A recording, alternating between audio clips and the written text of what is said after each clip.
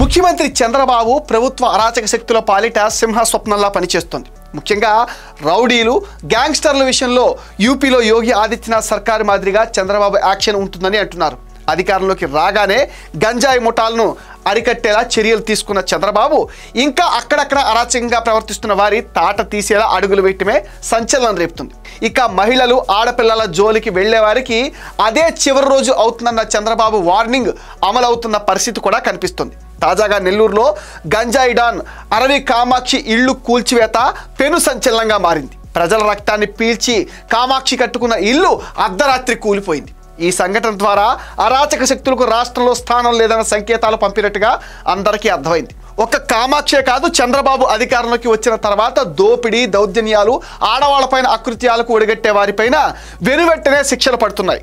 తునిలో ఓ చిన్నారిపైన అఘాయిత్యానికి పాల్పడిన 60 ఏళ్ల వృద్ధుడు చెరువులో శవంగా తేలడం కూడా ఇందులో భాగంగానే చెప్తున్నారు.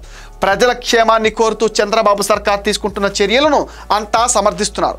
ఈ అర్ధరాత్రి షాక్ ట్రీట్మెంట్లపైన ప్రజల నుంచి మంచి మద్దతు లభిస్తుంది. విపక్ష వైసీపీ పాలించిన 5 ఏళ్లలో ఇలాంటి అరాచక శక్తులు పేటరేకపోవడం చూసిన జనాలు ఇప్పుడు అందుతున్న తక్షణ న్యాయం పైన సంతృప్తి వ్యక్తం చేస్తున్నారని అంటున్నారు.